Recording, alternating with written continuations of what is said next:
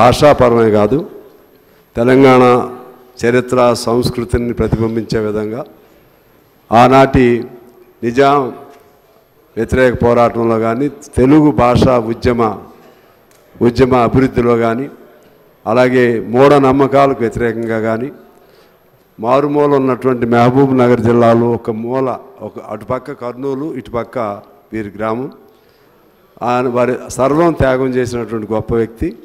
ఆయన పేరుకి పరిశీలనకి ముఖ్యమంత్రి గారు అంగీకరించడం చాలా సంతోషదాయకం, అభినందనీయులు. కేసీఆర్ గారు కూడా ఇంతకుముందే ప్రతిపాదన చేశారు కాబట్టి ఇతర పక్షాలు కూడా అంగీకరిస్తే ఆయనేమి మా పార్టీ ఏం కాదు, ఓ ప్రతిపాదన వచ్చింది కాబట్టి అందరూ ఆమోదిస్తే బాగుంటుందని నేను కోరుతా ఉన్నాను.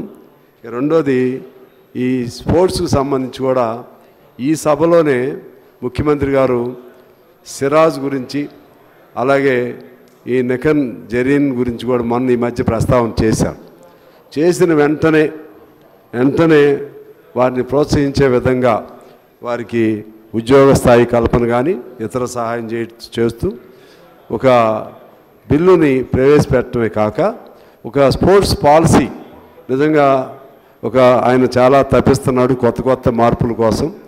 దీనికి కూడా నేను మనస్ఫూర్తిగా వారిని ఆ ప్రభుత్వాన్ని అభినందిస్తున్నాను. ఒక్క సూచన చేసి నేను సెలవు తీసుకుంటా అధ్యక్ష.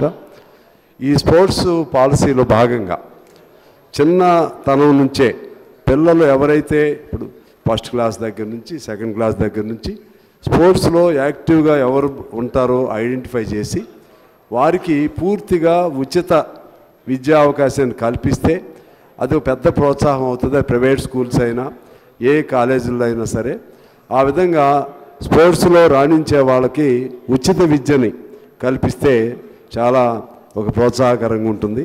దీంతోపాటు ఇంతకుముందు మన మిత్రులు చెప్పినట్లుగా ప్రతి పట్టణంలోనూ ప్రతి మండల కేంద్రాల్లో వాకింగ్ ట్రాక్స్ పెద్దవాళ్ళకు ఉపయోగపడే విధంగా అదేవిధంగా మినీ స్టేడియంస్ కిరణ్ కుమార్ రెడ్డి గారు ముఖ్యమంత్రిగా ఉన్నప్పుడు మినీ స్టేడియంస్ ప్రతిపాదన పెట్టారు. ఫండ్స్ కూడా అన్ని పట్టణాలకు అప్పుడు ఫండ్స్ కూడా కేటాయించారు.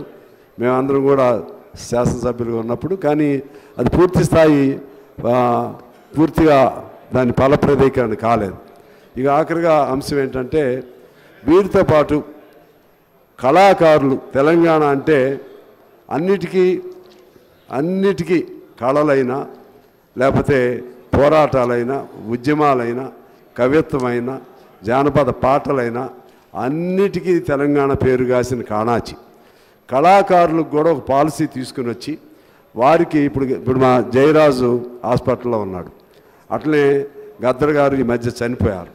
బాగా పేరు పొందినటువంటి కళాకారులకి